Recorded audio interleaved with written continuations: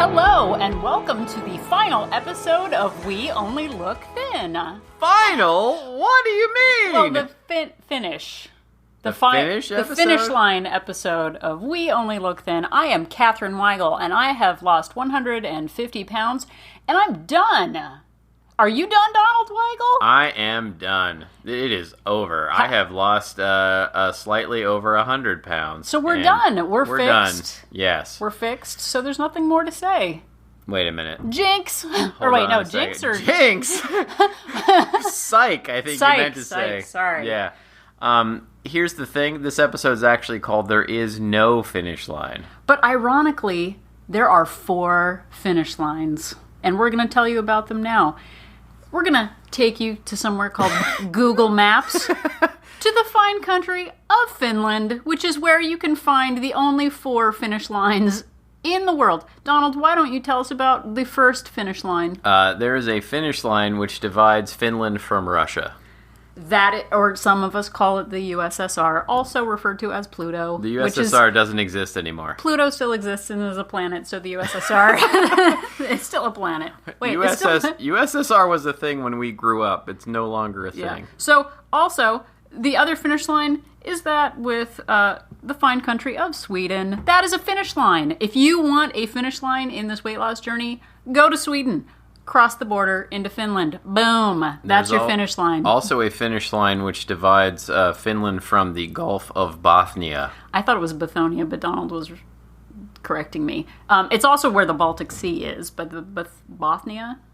All right. Is this a geography podcast or We have what? one more finish line to talk about. Well, hurry it up. Okay, so if you're in the Baltic Sea, you can take a finish line into Finland by going from water to land. So that is another way. And then the final way is that Norway, I don't know, we have some listeners in Norway, maybe you can explain, but like right at the very top of Finland, they don't get the Barents Sea. No, Norway has the Barents Sea. Finland doesn't get that. They can see the Barents Sea maybe from where they are, but they don't get it. So that is a finish line. Norway, if you want, our fine listeners of Norway, if you want a finish line, go to the part where you hit up against Finland, cross the border, finish line. Those are the only 4 finish lines. All of those finish lines have 2 N's in them when spelled in America. And those finish lines exist. In the weight loss game, however, there is no finish line with 1 N. That is true. And do you know, I am a grown woman, and there are some words that I do not know how to spell, and there are times when I'm not sure if I'm spelling finish or finish. And so I'll specifically spell finished so that spell check will tell me if I've spelled it correctly. And I'm still not sure until this very moment that you told me that finish line has 2 N's. That I now know the difference. No, the country Finland. If you're talking about something Finnish, it has 2 N's. If you're spelling finish line like in a race, it has 1 N. It has 1 N. So now I know, and I promise I'll never forget. I also think the word balance should have 2 L's, because then it would be balanced. We will talk about the balance line in another episode. Is there some government agency we can petition to add an L to balanced? I am just going to spell it with 2 L's because I'm a grown woman and I have other stuff going on. So we are talking about the finish line, and that there is none except for the fine country of Finland, which we have finally talked about. Now we can move on to there being no finish line. So really, the idea here is that we, even though we've lost this weight, we are not stopping, and we aren't returning to our previous habits. And in the past, I think there's always just been this idea when I've tried to lose weight that there would be a goal, a finish line, if you will, and I would cross it and everything would be fixed and I would be happy, and then I could just go back to eating whatever I wanted. And that finish line with a single N? Single N. Okay, a single N finish line might have 1 N, but it would have like 3 pizzas at the end. And maybe a pint of Ben & Jerry's. And it definitely, I have lost weight and gained weight and lost weight dozens of times as in my journey, and I always thought of it as an endpoint. I thought I would be fixed and then suddenly be able to eat whatever I wanted to eat, which generally was 3 pizzas and 2 pints of Ben & Jerry's. Yeah, and I think that the underlying point here is that what makes this time different for me, one of the major things, maybe the most important thing, was a change of mindset. You know, it was the idea that I had the rest of my life to do this, and you know, one way to the glass half full way to look at it is I have the rest of my life to do this. The glass half empty way to look at it is same. I have the rest of my life to do this. Well, and so, you know, that's unfortunately and fortunately the way it is. I mean, you don't have to. There's nobody saying, you know, you've got to get to your goal weight in 6 months. It doesn't have to, the pounds don't have to melt off of you. You do this in gradual, sustainable steps that you can do for the rest of your life. Well, I feel like that is the the end of the story. Why don't we take us back to the 1990s where raves were de rigueur and let's see, and let's go I back. didn't go to any raves. Let's go back I don't know to what you were doing let's in go the back 90s. to the 90s. And talk about the first time that you lost a significant amount of weight. I remember you were vegan at the time, and you were doing barbell curls with bean bags, and I don't know. I don't remember. It was a dark time. I was at raves. I don't remember what happened, but I do remember you were too busy wearing whistles around your neck and glow sticks.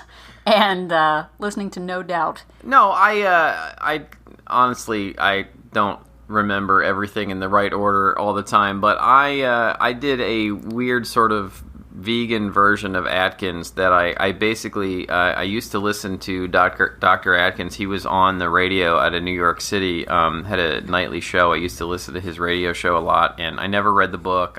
Now they call him Dr. Keto because nobody does Atkins anymore. Yeah, they do keto. I don't know. Wasn't there some issues with him or something? I don't know. People say keto now. Please don't write us in Atkins. to clarify what keto is compared to Atkins. Yeah.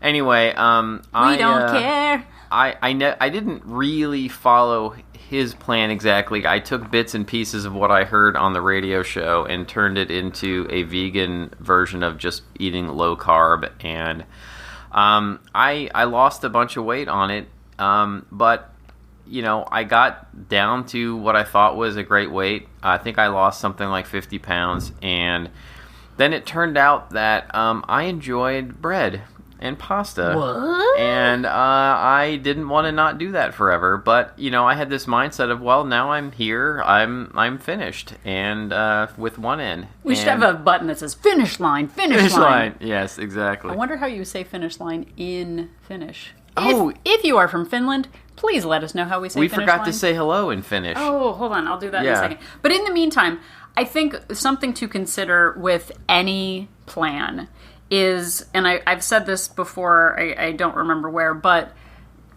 when you achieve what you imagine is a goal, there is an erosion of habits that happens over time. So you had lost a significant amount of weight. You were very slim, and I think it's not like right overnight you suddenly changed and gained weight again. It was an erosion of your habits, I think, because you were in grad school at the time. I was in graduate school and then started working full time, and you know, money was a big issue, and you know, 99-cent burritos at Del Taco were available.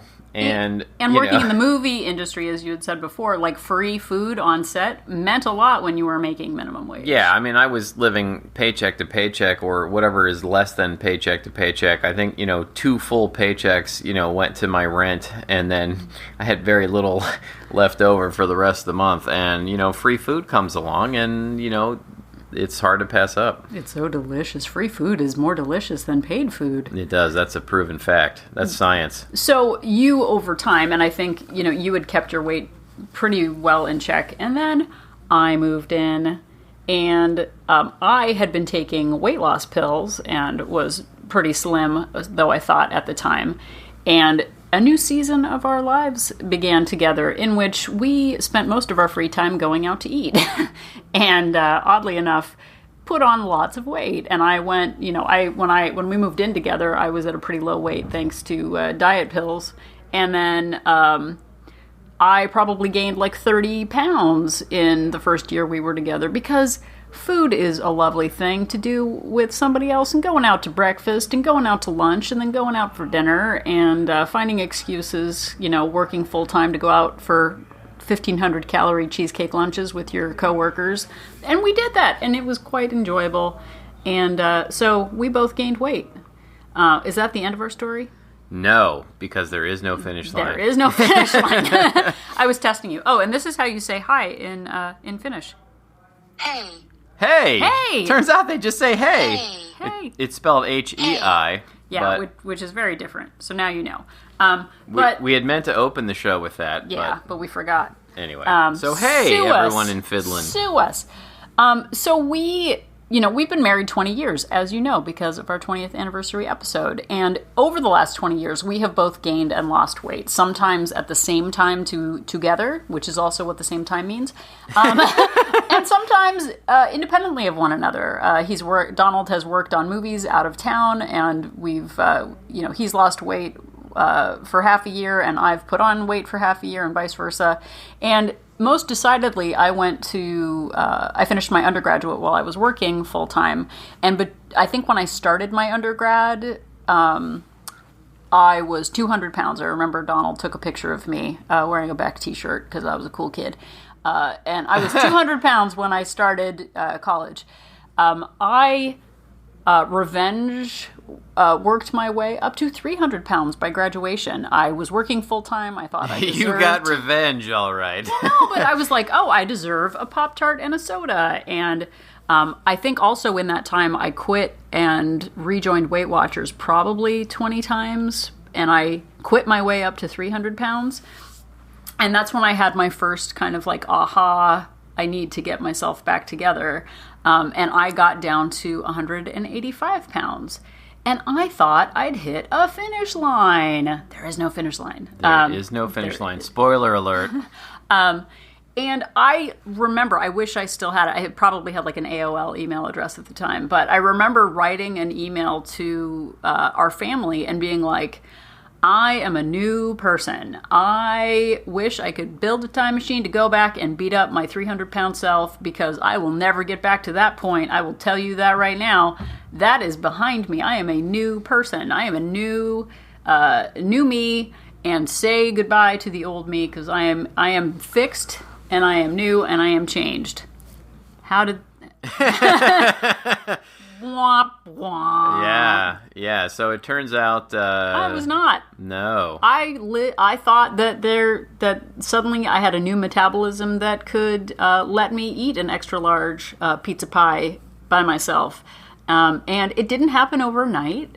But I went from 185 pounds, which I thought was great compared to 300. And over the course of 10 years, I got back up to 250 pounds. So that broadcast message that I gave to my friends and family turns out didn't really work. And it was embarrassing because I had declared myself fixed. Yeah, and I think that, and I did the same thing again. Years later, I started working out with a personal trainer who put me on a meal plan where I basically ate a fruit smoothie, drank a fruit smoothie in the morning, and I just imagine you with a fork and knife. You're like, what is it, Hungry Man? Like made for the spoon. Hungry Man fruit smoothie. Eat it with the fork. That's right. And I ate the fruit smoothie, and then I had a reasonable meal. Then ate another fruit smoothie, drank another fruit smoothie for dinner. What he's trying to tell you is he was on a very regimented diet of not very many calories. Worked out with the trainer 5, sometimes 6 days a week, and lost a bunch of weight that way. But was that sustainable? No, it was not. It turned out, look, maybe some people can do that, but I could not eat that way for the rest of my life. I thought I could. It worked, well for me for like a year, but I got down to a pretty good weight, and then I just, I started having this feeling of invincibility, like, oh, I I can go back to eating what I was eating before. Oh, I don't have to exercise as much as I did before. And Well, and we also became parents at that time, and Donald working out 6 days a week was not conducive to a happy family life because between work and working out with a trainer, we didn't get to spend all that much time together. So becoming parents, we entered a new season of our lives where we weren't freewheeling and fancy-free young adults. We were actually parents with responsibilities. And it's real. I don't know if there are any people who have children or know about children, but they're a lot of work. Yeah. And it totally turned our lives upside down. And it just became impossible for me to keep working out with a trainer all that time and, leave Catherine as a single parent while I did it. And, then the food habits slipped and I found myself back to even heavier weight than I was before I started. And when he was working out with his trainer, I was already, well above into the mid 200s, and I kind of resented him working out and must be nice. I didn't actually say it like that. I think it was more of a gritted teeth, like must be nice. Yeah, I'm not even sure that was a thing then. But no, we saw more before yeah, then. Okay. But we entered a new phase, and it was traumatizing and wonderful and fantastic and a blessing. Hashtag blessing. Such a blessing. Such a blessing. But, parenthood was a huge shock to the system, a shock to the system that included many crusts of bread and me eating off of our daughter's plate to salve my overwhelmed nature. And, it became a lot of just, I don't know, is triage the word? Of just eat what you can. And, drinking more alcohol. Yes. I think became a thing. Well, it definitely, between working and parenthood and, the stresses of life, I turned to food. Turns out alcohol has calories also. It does. And I think every evening, and I've said this before, I ate 1,500 calories of hummus and crackers and butter while I was making dinner and while I was prepping lunch and while I was making her lunches and cutting off the crusts on her sandwiches and then eating the crust off her sandwiches. So all of those habits that I had back in the day doing Atkins went away. And I just kind of gave up, and I felt put upon and overwhelmed. And we can go back to an early episode if you want to listen to the Catherineing. You can hear all about it. But it wasn't until January of 2016 where I felt like, I spent almost 20 years making excuses, acting like a victim, looking for the fix, looking for the one weird trick that was going to fix my weight loss. And I frankly kind of thought that being a parent would be I'll be running around so much that I'll just forget to eat. I've never forgotten to eat. We know people who forget to eat. Yeah, I'm not one of those people. I remember. I wake up happen. In the morning remembering to eat. Yes, and I for usually sure. do. And, so it took, in this last time, hopefully, journey that I am on. Donald's on an adventure. I'm on a journey.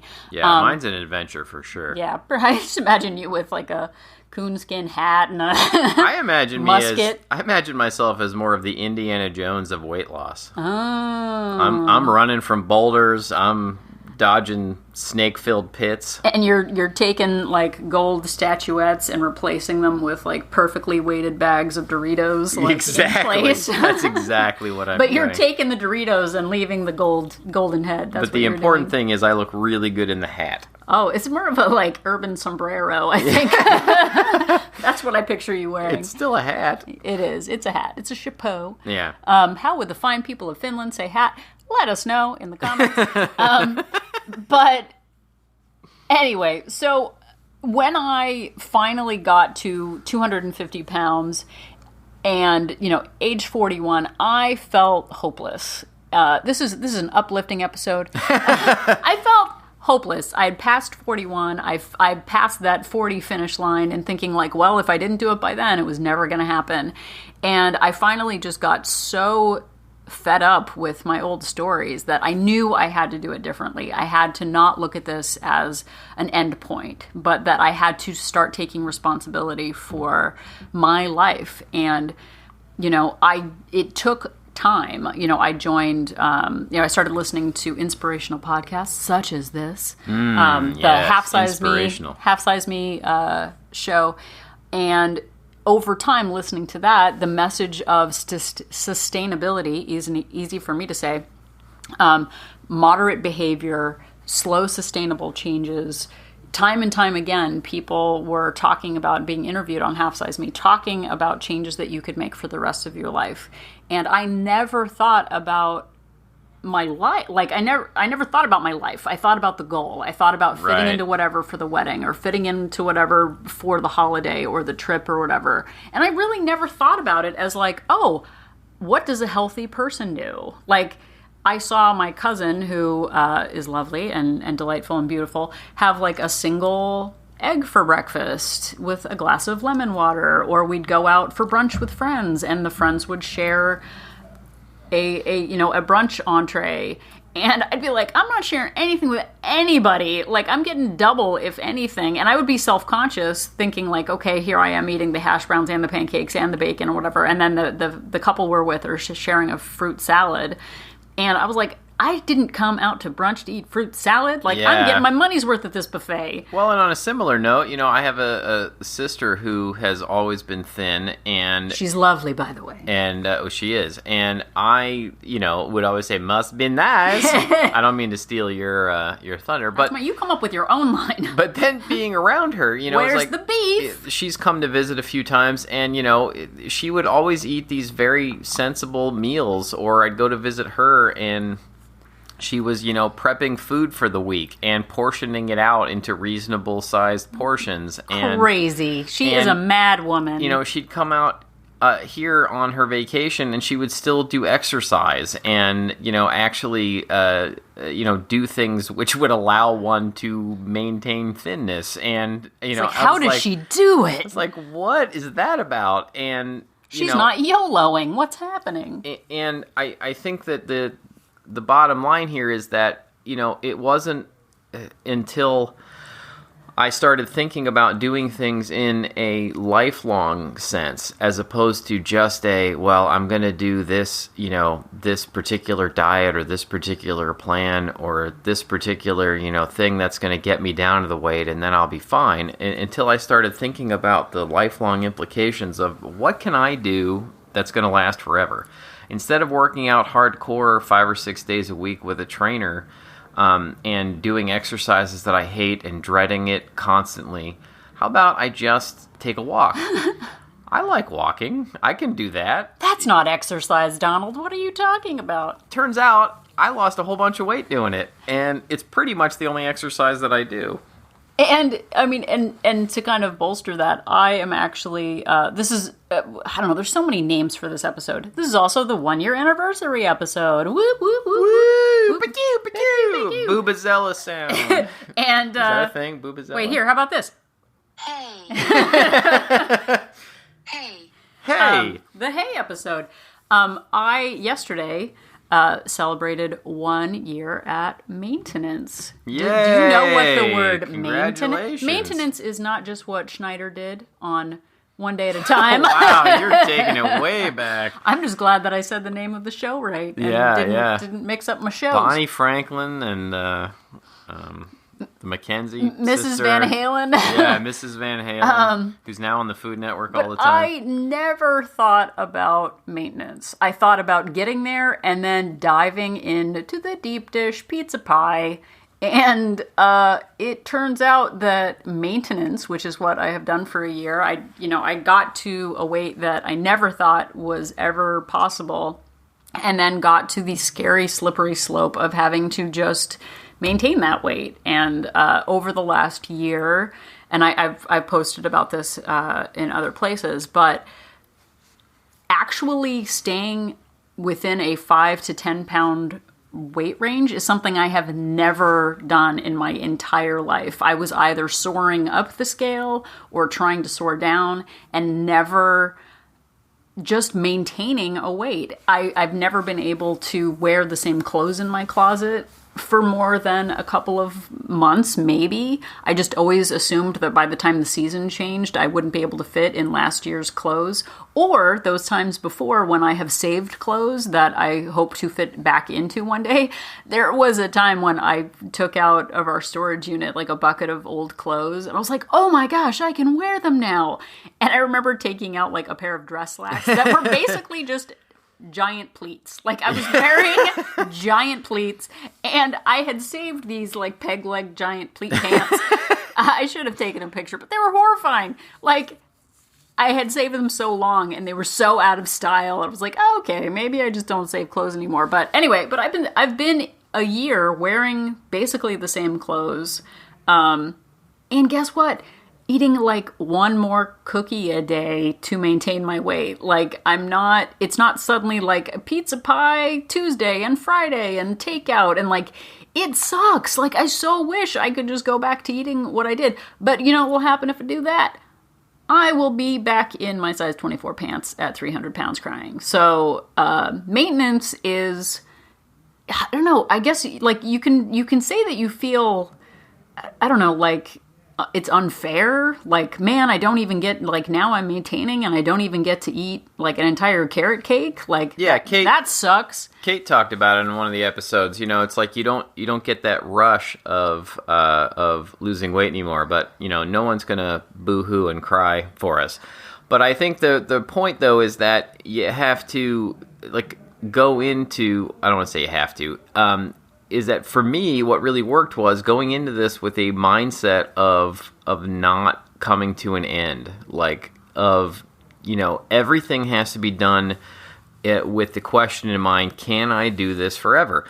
I think people are always saying like, oh, I did so great on keto. I did so great on paleo. I did so great on the Santa Clarita diet. And starring Drew Barrymore. And you know, but then they've gained the weight back. And, you know, the diet you did great on is the one that you were able to do forever, and the one you were able to do to keep the weight off forever. And I think that's how I think that's how you have to go into this, is like, you've got to ask yourself every step of the way, can I do this forever? Can I stay away from the finish line, which doesn't exist? And to further that, you know, if I were to go back to my 31-year-old self who wrote that AOL email on my Commodore 64 on my floppy disk. I was taking a drink and almost did a spit take all over the microphone. Oh, that would have been wonderful. I should have been funnier. If only I'd been funnier. But I think what is different now is that I do not have that hubris to think that I am fixed. Like, we only look thin. We look thin. We want all the, like, I want all the food. Do you want all the food right now? All the food. I want all the food. Guess what? I don't get all the food. And if I do, I'm going to gain the weight back. And I have no illusion now at 43 years old that this is ever going to be over. I have said it before. This is like a sequel to a horror movie. Like, it is going to come back with a vengeance. Like, it doesn't stay dead. Like, we should just get the weight loss monster, or the weight gain monster. Ooh, the weight gain monster. The weight gain monster, Mr. Yuckmouth. You think he's dead? It's the end of the Creature of the Black Lagoon. He's like slipping under the water, completely still, and then he jumps out and gets you. Yeah, and that was shocking. Wow, I was imagining, what are those like life-size standee things, like wall cling things that you can get of like fathead? You can get like a fathead of like Jason from the Friday the 13th movies, just like peering in our window at all times, because my weight would love to come back. Like, I go off my plan for a few days and YOLO it and be like, oh, like last weekend I kind of went. Yeah, we did a little bit of that over Memorial Day weekend. We listened to most of our rules, but then on the last day I kind of went overboard a little bit because it was the last day, YOLO.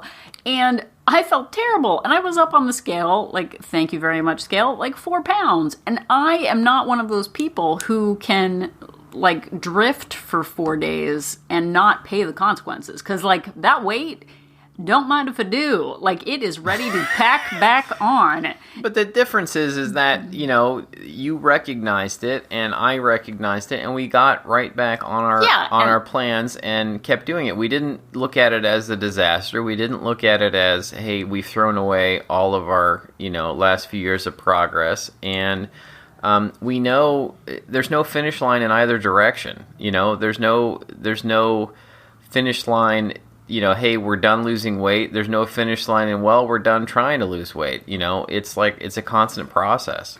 Yeah. So I feel great right now. I feel focused. It is amazing. I'm so inspired by myself for being... I'm inspired by you. For being down on the scale for a year. And I can't say that it's boring because I feel like I'm still the person that I was. We still have stress. We still have jobs. Nothing about our lives has changed other than what's on the inside in our brains. Yeah, and I think really that's the sort of wrap-up note, is that the most important part of weight loss is getting your mindset straight and understanding that you've got to come up with something that you can do forever. And that might mean not doing something forever. Like, you don't, like, and we're going to do an episode on this, but, like, the goal can be the same, but the method can change. You have to see what works for you in the moment, and, like, okay, well, I lose weight best when I eat an omelet every morning, and then at some point you're going to get tired of it, and you can be okay with modifying a plan to suit your current needs. Like, if Don is working 17 hours a day, his plan is going to change a little bit from working 10 hours a day. So it's being flexible and aware and present and able to just know when you're being a victim and when you're creating loopholes to yourself and moving forward. So I am not done. I am a year into maintenance. I'm not done losing. I've put on a few pounds up and down in the last year, so I still have some goals. Yeah, the show is called We Only Look Thin for a reason. Like, we're still the same people underneath, but we've tried to adapt our lives to maintaining this forever, and we've started a podcast basically just partially to keep ourselves accountable. If we keep talking about it and putting it out in the world, we have to actually do it. Because we're inspiring people. So if you have been inspired by this episode, let us know about it on Facebook. What do you feel about your current journey? Do you think there is a finish line? Have you been to Sweden and crossed over into Finland? Let us know. Yeah, and I'm going to go right now and get weonlylookthin@gmail.com. So you can also write to us with your tips and tricks and things that you've told yourself to get yourself in the right mindset to continue on your weight loss adventure. Yeah, so post on Facebook, follow us on Instagram. We have a robust Instagram page. Yeah, you do an amazing job with the Instagram. Thank you. I was going to press the hi button, but that wouldn't make sense. Hi, H-E-I, by the way, in Finnish, means hello. It does. You've learned some things about geography. You've learned some things about how to spell Finnish and Finnish, both kinds. You have. Are we just going to tell people what they've learned? Tell people what they've learned. Why don't you tell people what you've learned? I look forward to another year of maintaining and just staying present in all this, because it doesn't end. And it's like the never-ending story. It is. That would be a good name. Oh, that's a good name for this, yeah. That movie had one job, to never end, and then there were credits. And then it ended. But I think the thing that people have learned that's been the most hard-hitting, the thing that they've learned that has stuck with them the most... What is it? ...is that you and I are an inspiration. Asian.